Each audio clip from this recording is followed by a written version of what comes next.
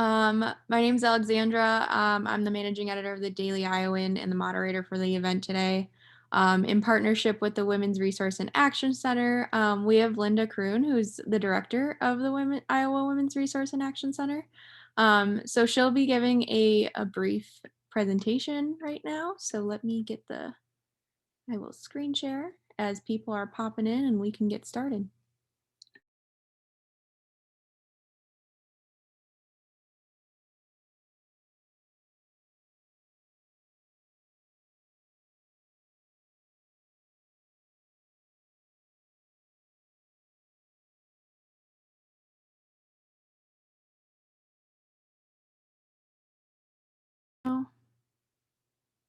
Okay.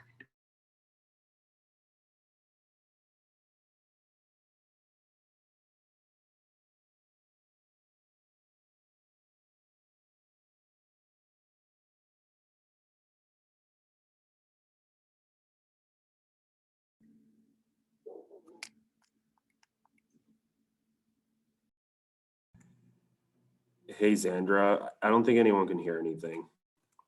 We want to share the sound.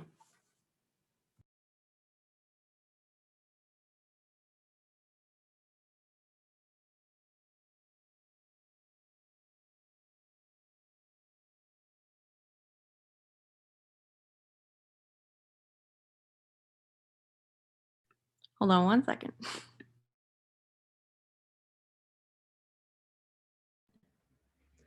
While we wait, I just want to say, thank you to everyone who's come in, for attending this event. We're really excited for all of our panelists to talk a little bit more about the stories that they tell. So we'll get into introductions and things here soon. And Zandra, do you think, let's see, okay, you're going still.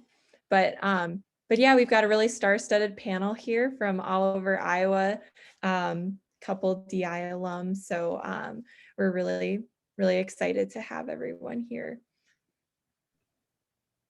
Let's try it right now. Okay, awesome. Sorry. You hear it now? Here at the Women's Resource and Action Center, or RAC as it's more commonly known around campus, we're always working to create greater equity for individuals and communities of all identities. Our programs, services, and opportunities are open to anyone of any gender, any identity, who has a passion to change the world for the better.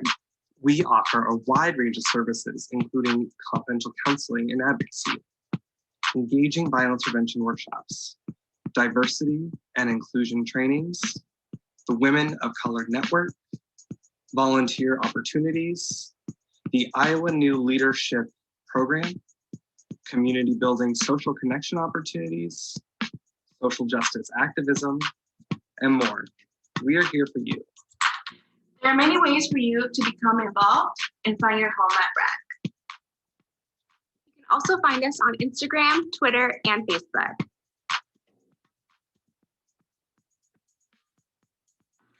My name is Natasha, and I'm a RAC volunteer. Hi, my name is Jennifer Cano. I'm an incoming second year student, and I'm also a volunteer with RAC. Hi, everyone. My name is Rita Guzman, and I'm currently a college relations manager and program advisor for IS internships. I graduated from the University of Iowa in 2018 with a marketing major, international business certificate, and Portuguese minor. I'm also part of the INL class of 2017. Now, INL was one of the best undergraduate experiences that I had at Iowa. It definitely taught me a lot about public service and what it means to be an engaged citizen. I also met a lot of incredible students from around Iowa and the University of Iowa too. I highly encourage you to participate in INL because you will learn so much about public service and what it means to be an engaged and informed citizen. Hi, I'm Anne-Marie Darrowan, and I'm a RAC volunteer. And RAC has given me the power to help my peers and to educate them on how to prevent sexual assault. Hi everyone, my name is Tasneem Yunus and I'm a third-year pre-med student at Iowa. I'm also proudly a 2019 INL alum. Hi, Hi, my name is Maggie Hubbard, and I serve as one of the certified peer educators at RAC. I co-facilitate violence prevention trainings to various student groups on campus, and I choose to be involved with RAC because I care about empowering others to make safe and healthy decisions for themselves, as well as looking out for their fellow Hawkeyes. We are here for you.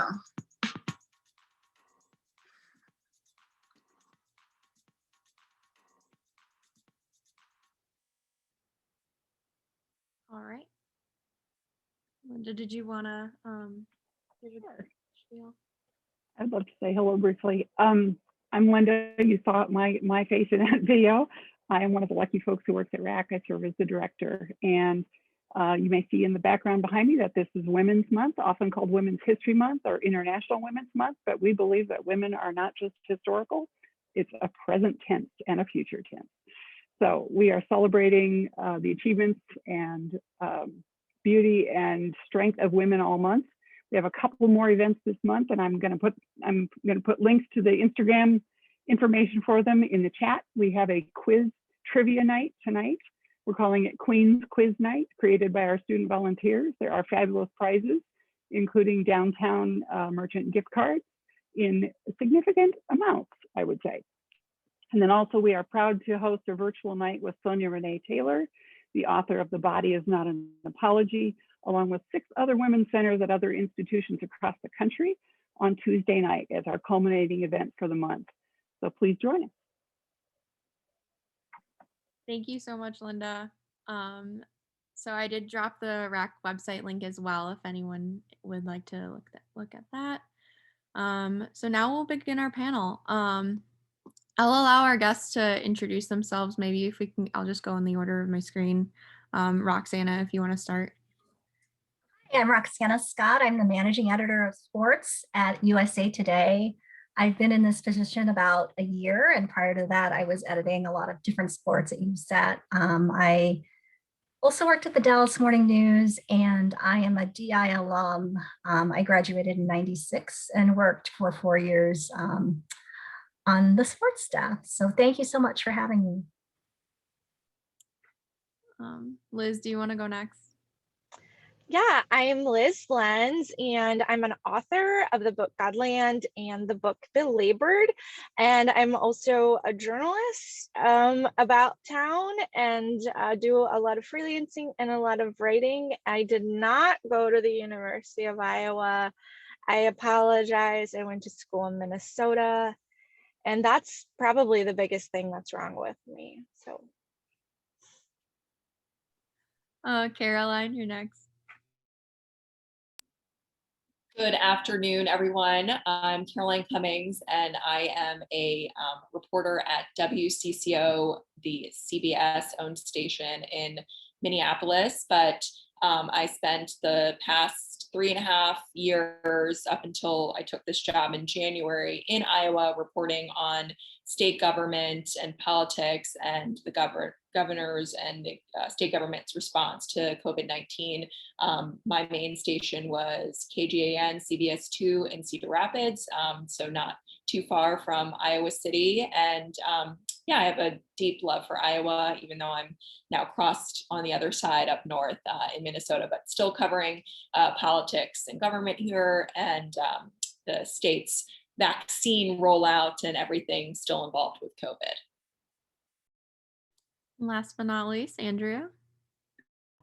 Hey, my name is my name is Andrea Sahori. I am a breaking news, currently a breaking news journalist at the Des Moines Register. I've been here for about 1.5 years, actually a little over 1.5 years. And, you know, I'm born and raised in Michigan. I graduated from the University of Michigan. I don't know if people are into Big Ten rivalries here, you know, go blue. And yeah, I love, you know, Iowa. Did not know anyone from Iowa when I moved here, but it definitely has a special place in my heart now. And I look forward to having this conversation with you guys. Awesome. All right, so we'll go ahead and get started with our questions today for our panelists. And we can keep going in the same order if that works. All right, so our first one today that we'd like to ask, what's something that you are especially proud of that you've worked on or completed? I was first. So I would love to give a shout out to our investigative reporters who have been breaking a lot of news around LSU and some Title IX problems that the school has covered up in relation to some sexual abuse charges that women have brought against the school for many years. This was ongoing, and that reporting by Nancy Armour, who is one of our columnists in sports, Kenny Jacoby, who's an investigative reporter, and Jessica Luther, who's one of our freelancers, has led to the firing of Les Miles, who was a former LSU coach who then went to Kansas, and also the AD at Kansas who brought him there.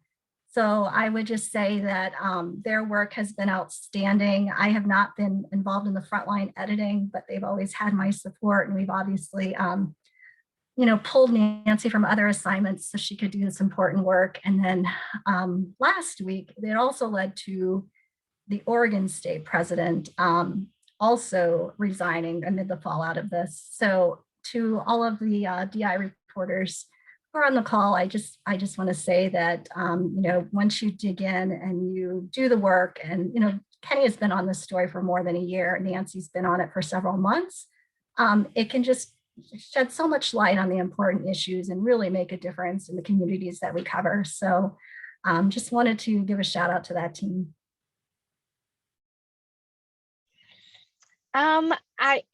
It's been such a crazy year for everyone, because it's reporting news is like, trying to get a sip of water from a fire hose, I think. But the things that I am most proud of this year is my work on the derecho. I was doing some stringing for the Washington Post. I wrote an op-ed in the Washington Post about the derecho that actually brought some much needed aid to Cedar Rapids. I know Chef Jose Andres read the op-ed, and that's why the World Relief Kitchen came. And so that's like, it's not often that you can say, I wrote something and it made people's lives better. And so sometimes it makes people's lives worse.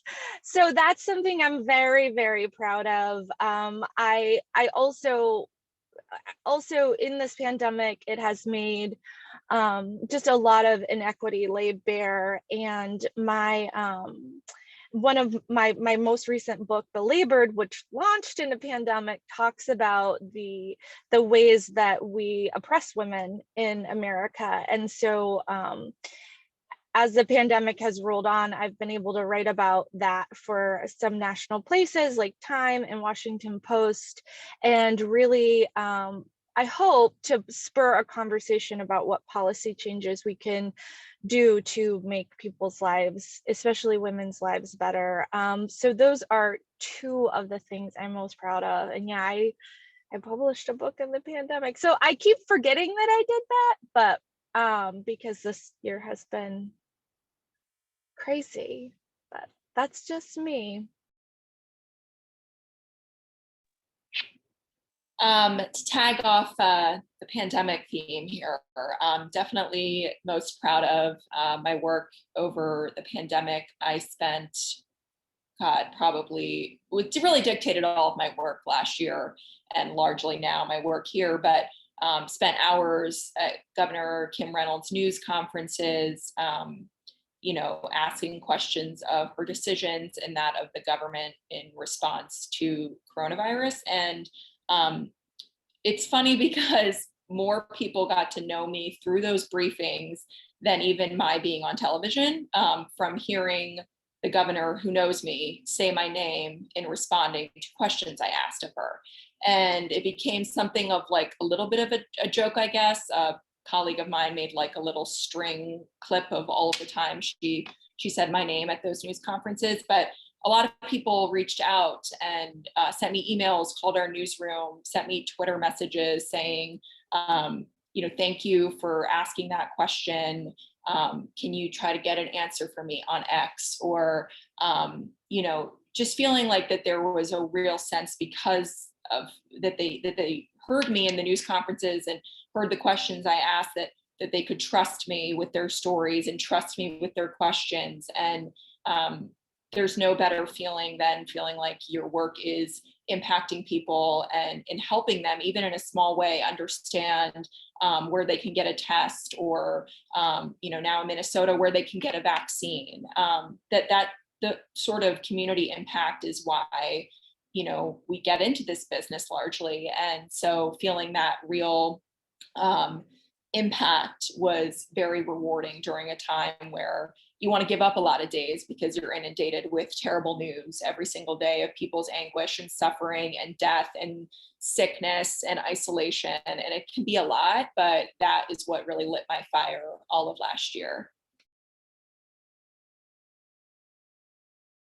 Yeah, kind of going off of what Caroline said, I think what I'm really just most proud of are a couple of things. I think, being present in diverse communities in Des Moines and in, throughout Iowa. I've heard multiple times, from community members that they don't know any journalists, but I'm the first person that they've met. And that's because, from day one, I've been, even if it's just walking around neighborhoods, visiting businesses, restaurants, local organizations, you name it, just making myself present, introducing myself, just listening to what people have to say. I think that, without even, story or no story, I think that impact, it clearly shows in my reporting, but also clearly shows in how, people respond to me as a journalist. People really do feel trust in coming to me, and sometimes only me. I've had a couple people who say, no, I don't want to share this with anyone else. I only trust you. And I think that that's really, again, just, a commitment to, amplifying the voices of communities that are often silenced. And it doesn't always have to do, be among race, but it can be among poverty, gender, et cetera.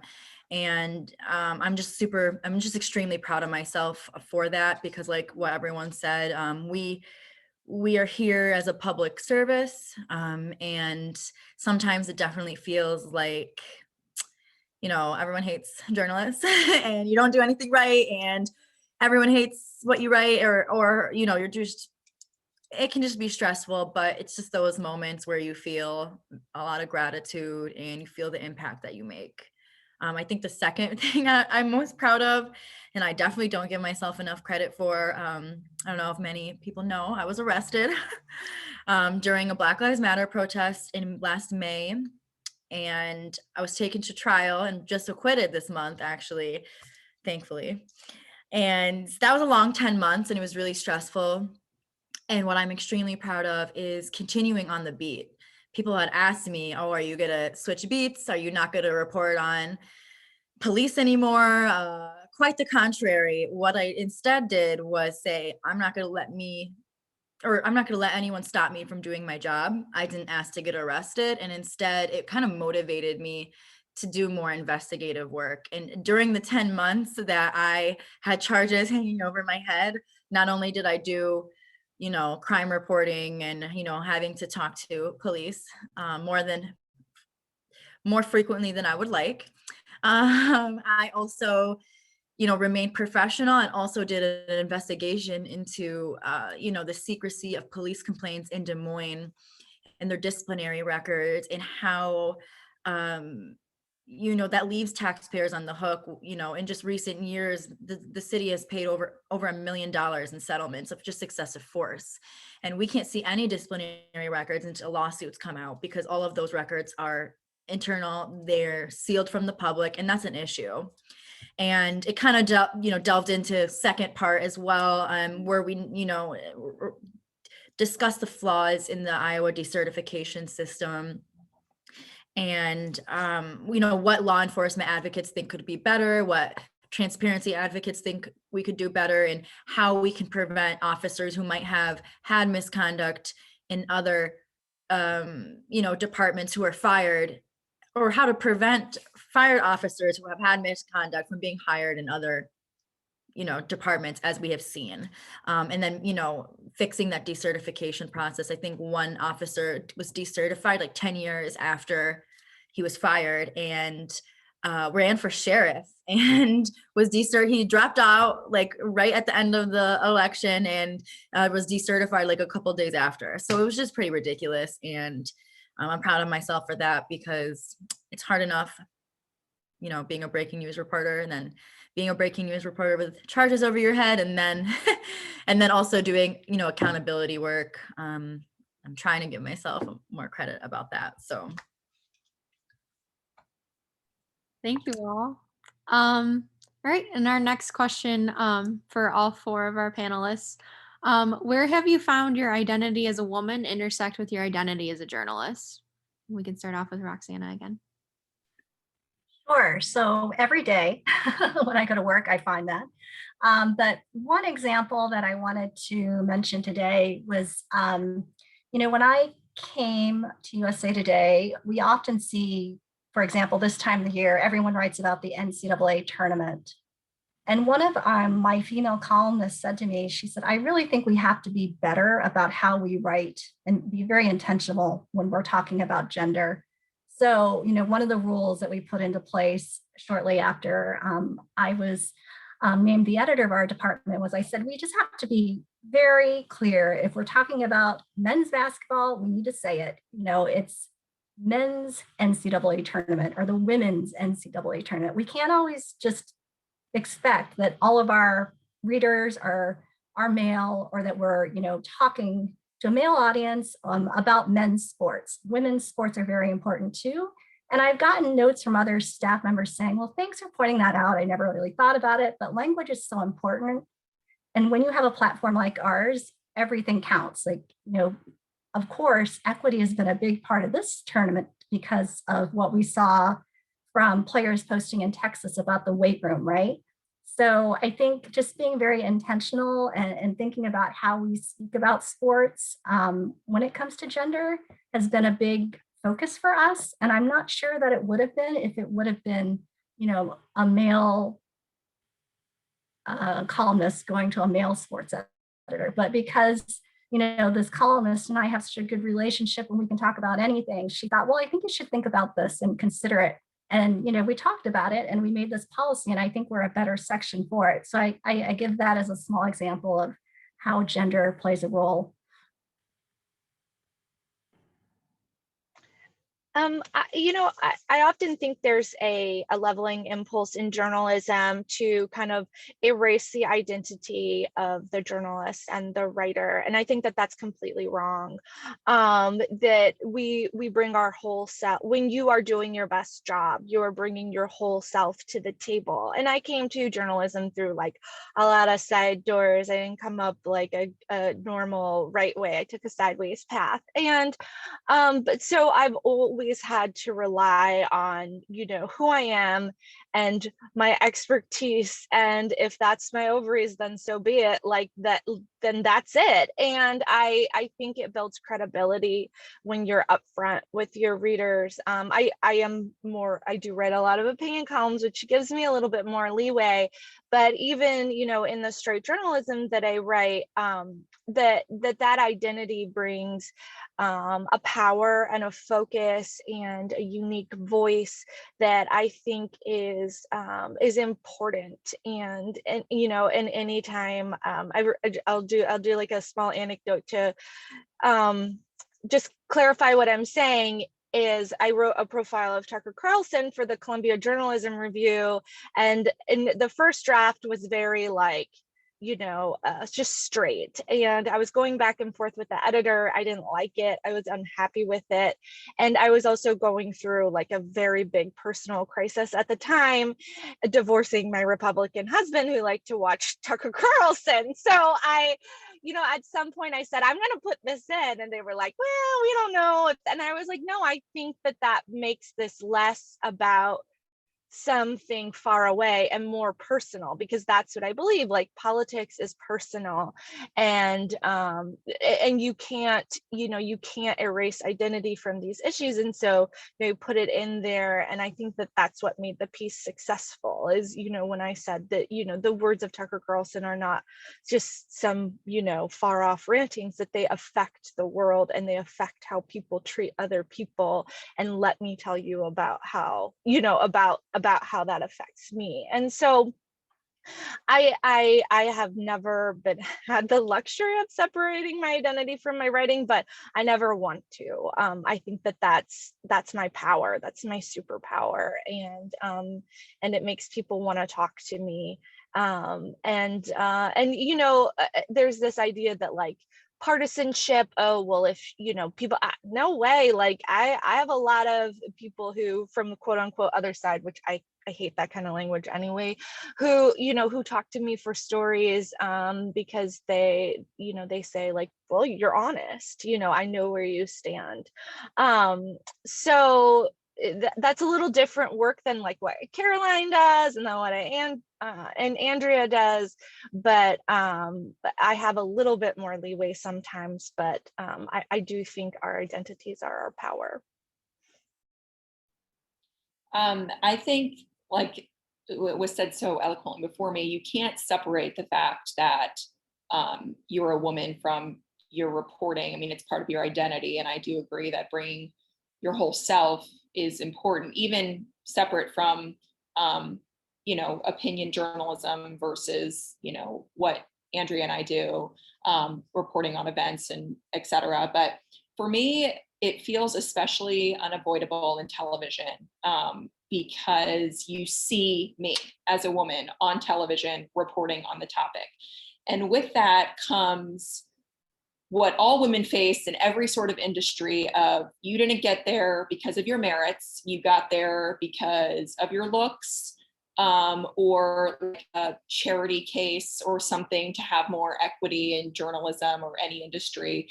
And that comes with it being on TV, just so many comments, so many messages, emails. I don't like your hair like this. You look great in this color. And I feel like I have to fight really hard for my journalism to matter, not face for TV. And that's a big misconception. And it really grinds my gears because people who don't understand how television news works thinks that I just get, I deliver the news. Someone writes it for me, someone goes out and does it for me. And I'm very blessed in this position to have a great photographer I work with.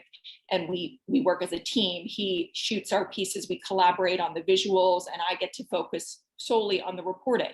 When I was in Iowa, I did everything by myself, start to finish, lugging 30 pounds of equipment up and down Capitol steps, setting up the camera, doing the reporting, doing the editing of the video, posting a web version completely separate from the video version. And yet, despite all of that work that I would put into my work, all people seemed to care about was how I looked and how I dressed. And I just think that that's a unique television problem. Not to say that women don't face that in every sort of industry, like I mentioned, but because your face is out there and it's not just your byline, the things come very, you know, intertwined with each other. And it can be really defeating to get those messages. One, they can be really mean, but second, that's all that matters, right? Oh, I did all this work. I'm really proud of this work. And yet that's the only thing you can comment on is how I look or how I'm dressing. And so I think that it just, again, makes me want to fight harder to be taken more seriously and, you know, let my work really shine because I'm facing this other element that my male colleagues in this industry just don't face. No one ever, I don't know any of my male colleagues who ever get an email saying, your hair looked bad today, or you look better in this color, or, oh my gosh, you look so gorgeous. Can I take you out on a date? Like, what? Who gave you permission? You know? So, yeah, sorry for my little brief tangent on there, but I'm just really, I just hate that that's still such a problem today of like, women can't be taken seriously for their work. It has to be something about their image involved. But I'm hoping that one day we get to a place where at least that's less frequent than I know I face and other women in television face on a daily basis. Yeah, I really don't have, I mean, I have a couple of things I would like to add. I mean, I think all these women has said it said it very eloquently and touched on a lot of issues. I definitely agree with everything Liz said. You can't really separate your identity. I just wanted to point out, as a woman of color, it's definitely harder, especially as women of color, because not only if it's, if you're dealing with an issue about women, you could be seen as biased, but then if you're a woman of color and you do anything that has to do with race, you have to just act like, I sometimes over police myself. Like I'm always, okay, could I be construed as this, when it's not fair, because, like what Liz said, I mean, I have perspective and that other people don't. And that's why there should be diversity in the newsrooms. And if I can't use that perspective, that's a problem, and that's silencing, and that's not painting a full picture. And that can be a struggle, that definitely was brought up in my arrest. And, I'm not on TV, like Caroline said, but it was funny because what I was going to mention also, in addition to the struggles women of color, specifically face, is, woman dealing with sources is a little bit different. I have found, especially police sources, especially sources that are seen to be more masculine. I don't like to, generalize, but, police, very masculine profession. And definitely as a young woman, I am not respected by many police officers that I have to work with in Iowa. Not all of them, I have some that are very respectful to me, but some of them have not been respectful, and they treat my older male colleagues much differently than they treat me. And I think has to do with my age, the color of my skin, my ethnicity, my gender. I think it all relates to how that officer, might perceive me. And I think that's super important to note, that it's not even just how the public perceives you, but even sources, and that's a struggle. I've heard of horror stories of women out in the field who, were almost or have been sexually assaulted by sources. And yeah, Caroline said in the chat, oh, honey, sweetie, yeah, I've had sources try to get me to get drinks, and I don't think that happens with guys as much, and it can be very uncomfortable because you just want to do your job. You don't want to get into inappropriate, non-professional territories, and sometimes you have to risk a source for your own safety, and that shouldn't be the case, but that is unfortunately the world we live in. So those are just some things that I just wanted to add to what else everyone else had said. So awesome. All right. Well, we've got some individual questions we'd like to each ask you, since we bring so many different a range of perspectives. I'll start off with Roxana for her question. How do you encourage other women in sports media to overcome imposter syndrome? Sure. So I think, fortunately, because there have been women like Jamil Hill, Holly Rowe, Shelley Smith that we see all the time on television, and we read Sally Jenkins in the Washington Post and Christine Brennan, USA Today. I think it's becoming less of an issue. Like, a lot of young women that I meet who want to be sports reporters have confidence in themselves, and they feel like they belong because they see it. And I hope that in some ways they can see it in me, leading a sports department of mostly men, that you do belong. You are as smart, you are as qualified, you have done as much homework as everybody else in this room. And, as Liz was saying earlier, being someone who looks different or sounds different can be your superpower too.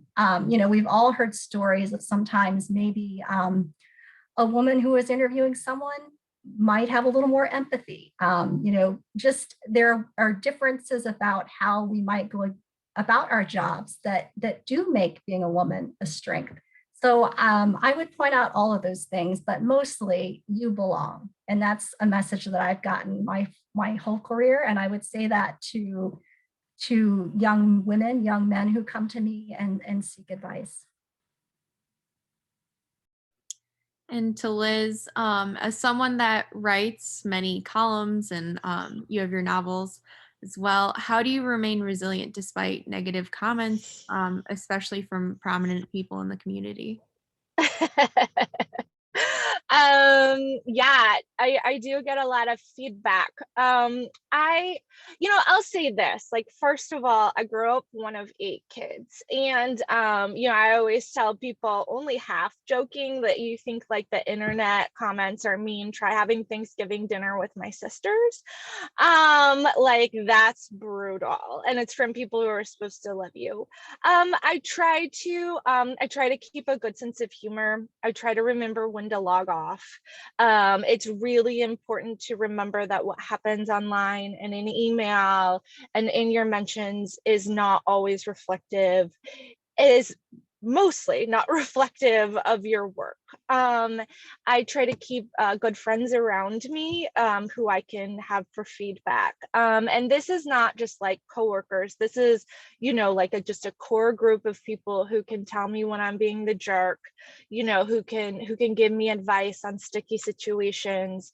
And I think that that's necessary. I also think like building a strong network of writers and reporters who you love and admire is absolutely essential, not just for your well-being, but for your writing and your work, because the more people's work you're following, the better you're going to be, because you're going to be learning from them. I always read other people and try to be as interested in the world as possible. That said, resiliency is like 80% image and then like 20% crying alone in your room.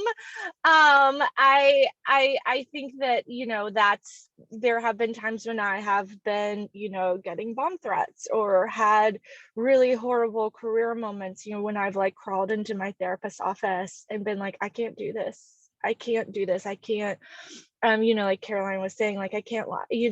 I wrote a profile of Richard Spencer's wife during their divorce.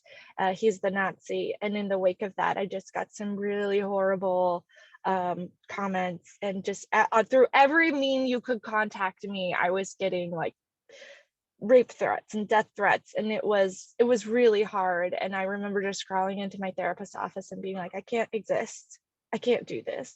And she was like, of course you can, you will, because you will, and then you'll be fine and you'll level up and it'll make you better.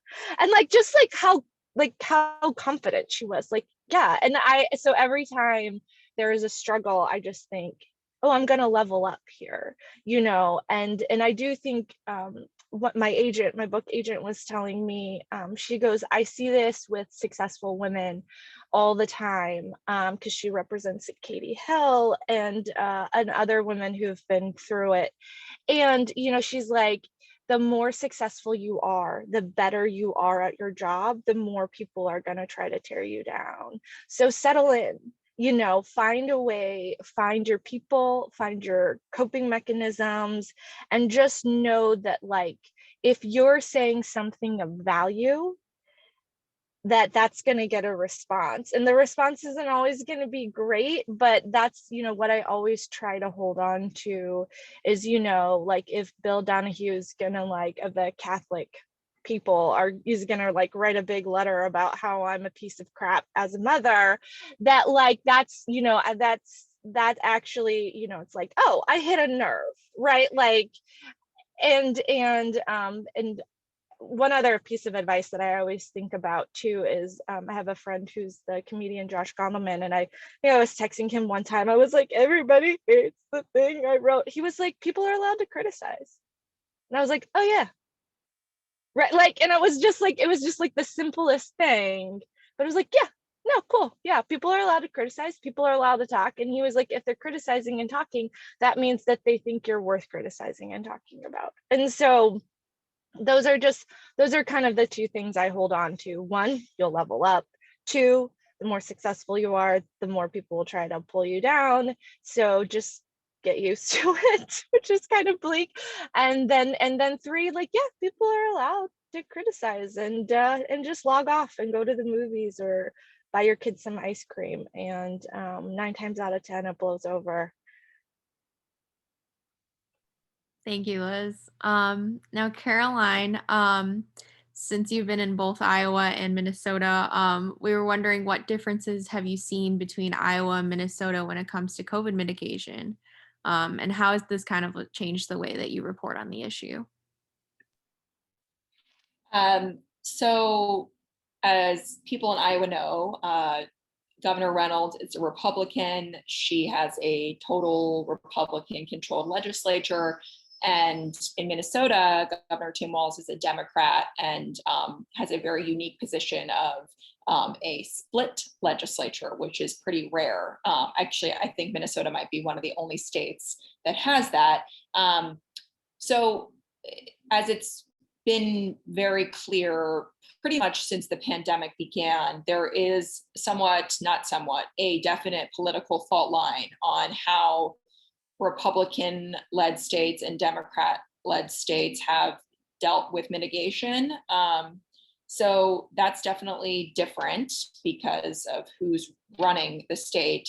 But I don't think it changes my reporting. And what I mean by that is I still am here to hold those people who are in these positions of power and arguably have more power than they'll ever see in their careers as politicians and public servants, because governors wield a lot of influence over how you spend COVID money from the federal government, executive order power, closing down businesses, opening them again, issuing mask mandates, all of these things. So while Kim Reynolds and Governor Walz have taken different approaches to the pandemic, I still want to, at the end of the day, hold them accountable for what they do, ask questions of them that are coming to me from viewers, the people that, like has been said earlier, this is public service, people that I'm doing this work for, trying to get answers for them and trying to hold them accountable to why they made certain decisions,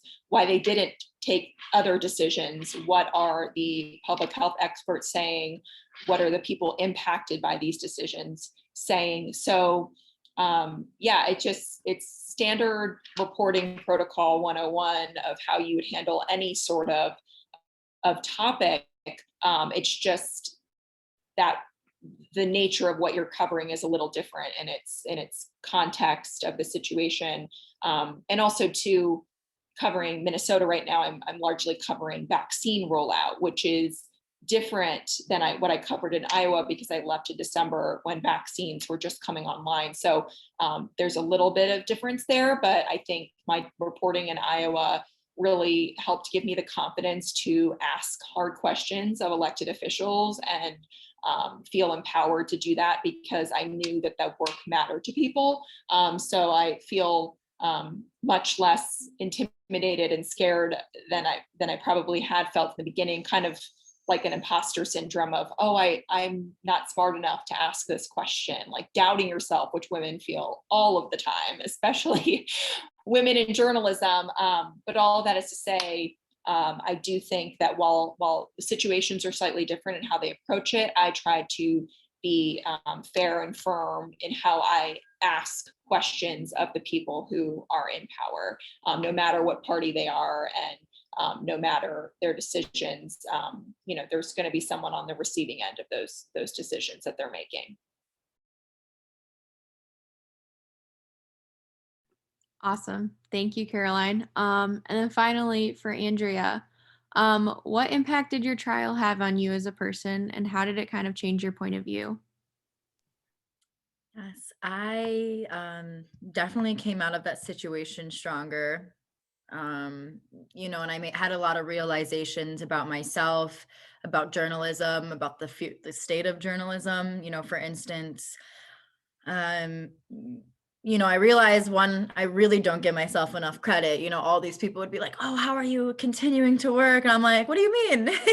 You know what I mean? And I don't think I realized, I knew the impact it had on me personally in terms of like anxiety and trauma, but I kind of just figured like, oh, of course I got to keep working. But, I guess I didn't realize that was an option for me to even not, leave the beat, because I'm just someone that's, stays to my,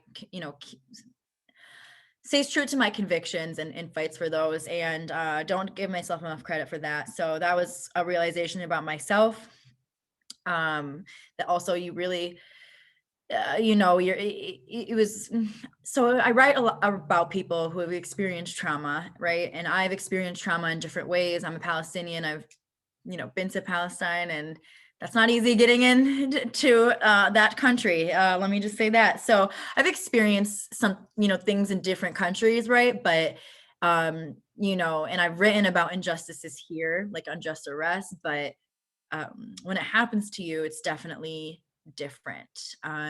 There's so many things that you don't even think about, like that, are the police monitoring you? Are they constantly watching you? Are you safe? Will you be retaliated against?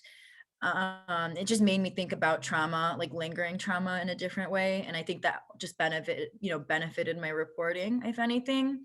And I also realized I was a little bit naive about, the state of journalism. Right after I graduated from the University of Michigan in April 2018, and then right after that, I went to Columbia University's Graduate School of Journalism, and it was there that I finally got my start in journalism and was learning about the industry, and especially the threats that have been increasing against journalists in recent years, especially during the Trump administration. And it's different when you hear about it. Of course I took it seriously, but and I take my safety seriously, but I guess I really didn't think it would happen to me, let alone in my first year of being a reporter and in Des Moines, Iowa. And so I realized how naive I was, and how real this is, no matter where you are. And it just definitely opened my eyes to a lot of fear. And then we see what happened just last night. I don't know if anyone heard, but 8 journalists were arrested and or detained in Los Angeles after being kettled with protesters. That's 8 in one night. And I was up all night, honestly, just like, what is going on? Like, I felt this anger. And, many of them even had police issued press badges. So there was just really no excuse for that arrest, any of those arrests, but, and it's really scary. And I think that's how it's, affected me, is just, realizing maybe how naive I was, but also realizing how strong I am, and, the importance of this job. I don't think that I would have been taken to trial if, the state maybe wasn't trying to send a message. So, yes. Did I answer all the questions, right? Can I ask a quick follow-up question? Yeah, for sure. Yeah. Your situation, got a lot of attention. How did that make you feel, and were you expecting it when it happened? Honestly, no one actually asked me that. So I thank you for asking that, because I have a lot of thoughts. I felt a lot of things. Of course, great gratitude, 100% gratitude, like very loved and supported. Gannett USA Today network was so awesome. The Des Moines Register, clearly awesome. The student journalists, I got a card from you guys, so thank you. Thank you. Even my student, the student journalists have been awesome, and just, it was great. But, I was also disappointed in certain TV stations in my community that didn't stand up for fellow journalists. But anywho, I was mainly, I actually felt, despite the support and gratitude, love, guilty, very guilty. And it's a real feeling. And I felt guilt, one, because of course, I didn't pay for my lawyer, and I know freelance journalists or, journalists at smaller publications who aren't backed by a big company like Gannett might not have the resources to, take this all the way to trial and fight 2 simple misdemeanors that are pretty, they're the lowest charge. They're serious in the implications of it, but most people don't go to trials for simple misdemeanors. They just take a plea deal, or, the court agrees to give them, like, deferred judgment or probation or something like that. It's never very rarely do simple misdemeanors go to trial. And so I felt guilt in that sense, but I felt guilt mainly, I think, for protesters, that I've seen have been unjustly arrested. I'm not blind to these things. And, I've written about them, of course, but it's not something that I can say all the time, my opinions about it or do any advocacy surrounding it, because that would be just a conflict of interest for me. And not only that, but seen as impartial, and I'm already seen as a biased individual just for being a woman of color. And I just felt a lot of guilt, and I still do, honestly. Yeah. I don't know how to get past that besides continuing to do work that highlights these cases of protesters, and that's what I have done and will continue to do. But yeah, those are a lot of emotions, but those are kind of like the immediate feelings that I've had. Thank you, Andrea. All right, so we have a little under 10 minutes left. I'd like to open up the space if anyone has any questions for an individual panelist. Liz had to dip out a little bit early, but she left her email as well if you'd like to ask a question there. But for Roxana, Caroline, or Andrea, feel free to put questions in the chat or go right ahead and ask.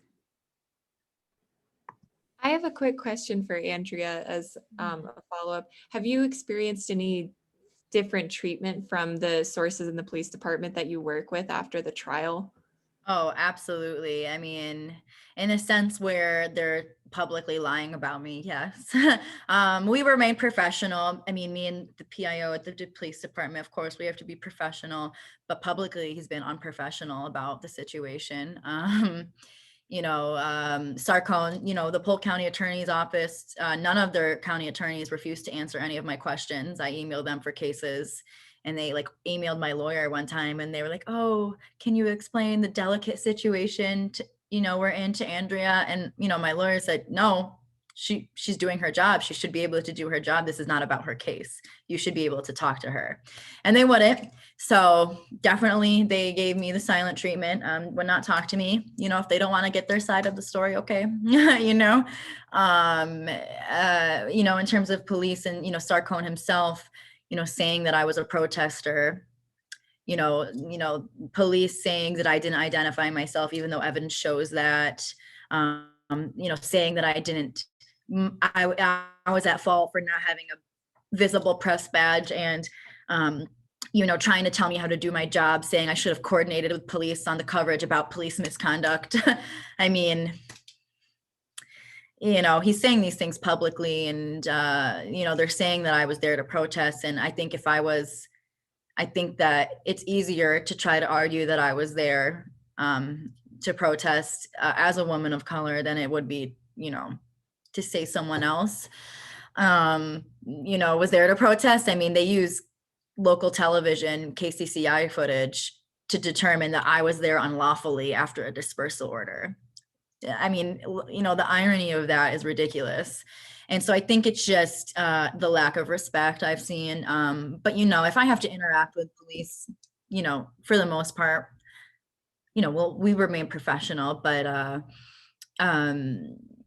it's what they say, it's what they say, not to my face, you know what I mean? And it's kind of like victim blaming. I was pepper sprayed right in the face and arrested, and I'm being blamed for that, even after I was found not guilty. And that's, the essence of victim blaming. So yeah, that's kind of just been my experience, which has been frustrating, but it is, it is what it is. Yeah, thank you for sharing. That's awful. And we're really, obviously, you're very much an inspiration, as everybody has said in the chat. So, thank you for, continuing your work. Yeah, thank you so much. I have a question for Caroline.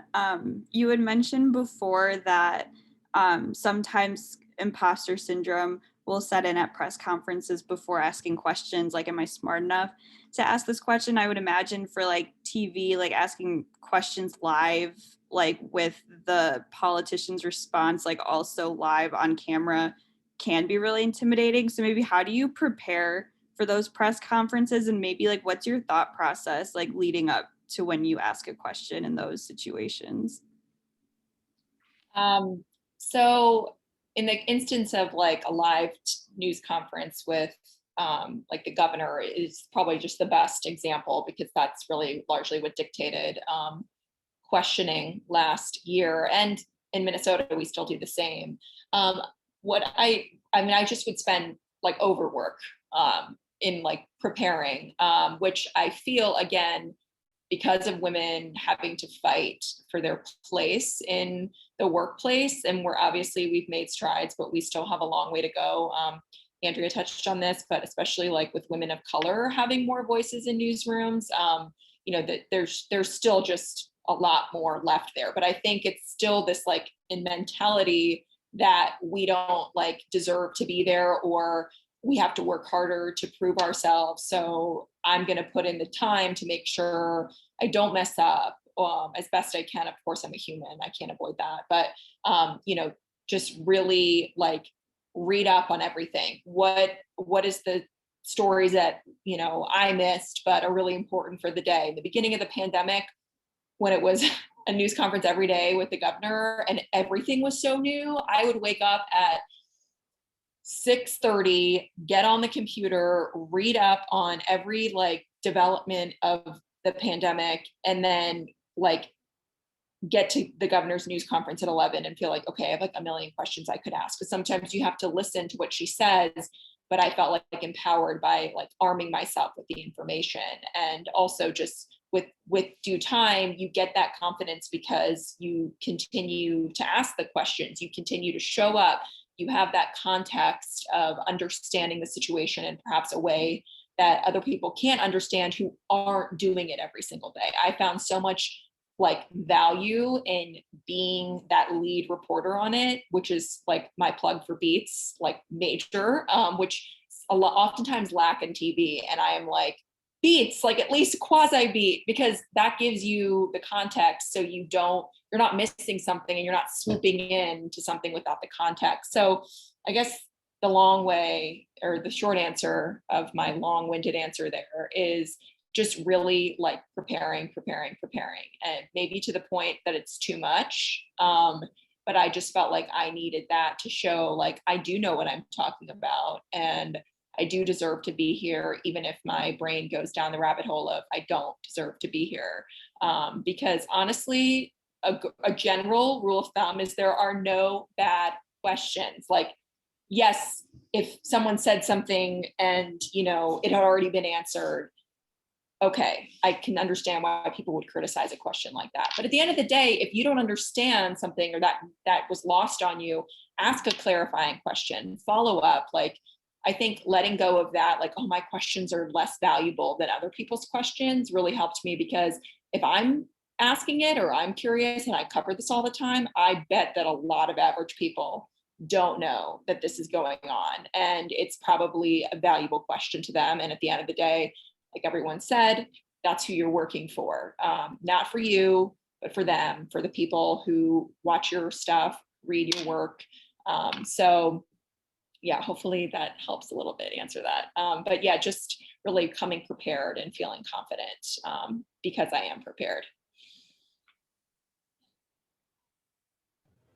There's a question in the chat for you, Caroline. Did you ever feel that government officials tried to freeze you out after you asked tough questions at a press conference? Yes and no. I think maybe because I oftentimes like wouldn't let them freeze me out, or if they were critical of how I approach something, it's like, okay, I'll listen to you, but at the end of the day, like, I'm doing my job and I don't like cater my questions to please you, right? Or to like fit your narrative, no matter who it is. But yeah, I mean, you definitely get some sort of blowback from people who don't like what you write and or what you put out there, how you framed something as if it's some pernicious plot to take down that person, when it's just accountability for what is said and done. I think the best way that I've approached that, I guess, is if someone doesn't like what I say or think it is coming from a place of bias, which is, people take real issue with, I say, what about this story is incorrect?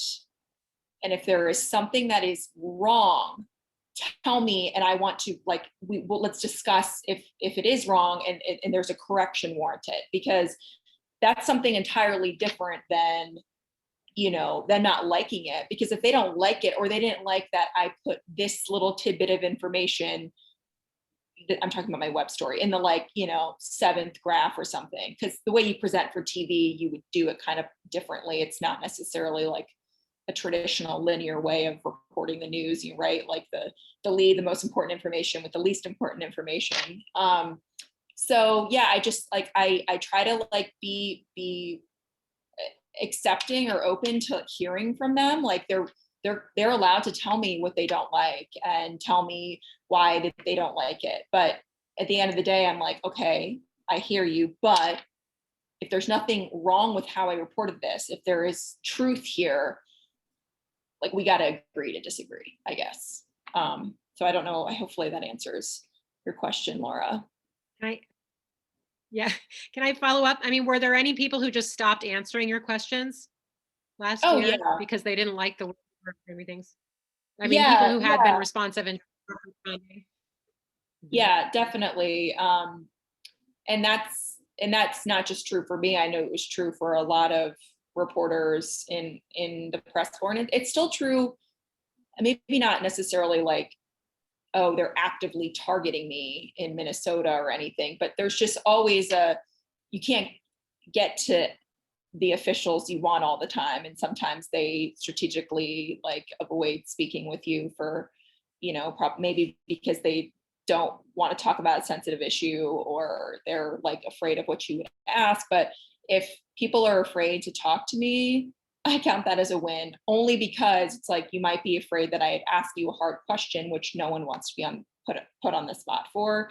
But yes, I mean, definitely have been unresponsive to me before. And there was a long battle over trying to get a hold of records in Iowa last year, and just completely skirting the time frame of being able to respond to those requests. And that was really frustrating. There's plenty of requests out there in the universe that I don't have my old email anymore in Iowa, so I'll never get, if they were ever even to give time to answer them. But yeah, there's definitely always a little bit of that, of people kind of carefully avoiding you or not responding as often because they're, afraid of what you might ask of them. Yeah, so I have a question just kind of tacking onto that. So all of you, I'm sure, have encountered, and you've talked about it, sources that are either not being professional or not very, I guess, antagonistic. So I guess when you're faced with that, sources even that just won't, like you said, Carolyn, won't answer your, just stonewalling you, how do you continue to do your reporting and find, or how do you continue to do your reporting without having those contacts, and I guess try to keep that relationship intact? Well, if it's something like getting a response from a public official, or I'm sure Andrea, when she's trying to get some response from police, like she was just mentioning, right, of doing her due diligence as a reporter to get their perspective for the story. But if they will not give it to you, that's a loss on them, because you made the effort. And if their perspective isn't going to get out there, their response to something that percolated in an open records request, or something, a response to an allegation from somebody, all you have to do, or all you can do in that situation, is be transparent and say, we reached out to X multiple times for comment, they declined, or in the instance of them stonewalling you for information that you really need for your story, or a source that otherwise would be great, and then they're kind of, taking a step back. You have to get creative in talking to other people, or is there other ways you can get a hold of that information? But I mean, I guess covering politics and government, most often it's just, not getting a response. Maybe it's not even purposely avoiding answering you as much as they just answer too late. I mean, I have a deadline to put a show, like a piece on air at 5 or 6 o'clock in the evening. And if I don't hear from somebody in that time, I still have to go forward with the story sometimes, and just, again, be transparent that we did reach out at the time of this newscast. We haven't heard from them, et cetera. So hopefully that helps answer a little bit, but sometimes, they're just going to make an active choice not to give you an answer, which is unfortunate, but it does happen. I'd like to just add a good example of that where I'm pretty sure they were ignoring us purposely was, regarding my trial and my acquittal. We had reached out, the court's reporter had reached out to Sarcone, and he didn't answer our request for comment, but he answered many other media. So what we did was, he didn't respond to multiple requests for comment, but he said this at the Washington Post, etc. So, if you have to include someone else's, if it's important context and you have to include, if that source has talked to other media, it is what it is. But I think we all know why maybe he didn't respond to the Register. But yeah, that's what we did. I just wanted to offer an example. Definitely. Thank you for sharing. Tiana has a question for Roxana. As the managing editor for sports, what type of angles do you look for in stories, or what challenges do you face with your reporters? If you have any. Sure. It's a good question. I think the first questions that we talk to our reporters about is, why is this story relevant? What's important for our readers to know about the reporting here? And for us, because a lot of outlets are covering national sports, how is this going to be different from what our competitors have? Or how can we present it in a way that's going to catch more attention? Whether it's a visual story, it's a video, or, can we do it differently than we would in the traditional newspaper format? We have a storytelling studio that does amazing work with illustrations and graphics and that, just new ways of telling stories. So we really try to push our reporters out of the box a bit and think about, a new audience and how we could attract someone who hasn't been a traditional USA Today reader. Yeah, thanks for that. My camera isn't working, so that's why my camera isn't on, but thank you. Thank you. All right. I don't want to take too much time from our panelists today, but I do appreciate you all, and Liz and Andrea as well, for coming on and joining us today. Also, thank you to Linda and the Women's Resource and Action Center. But yeah, I will also send out all Daily Iowan staff employees, and then we will post the video as well when that's available. All right. Thank you all so much. Have a great rest of your day. Thank you, everyone. Thanks for having us. Thank you. Thank you.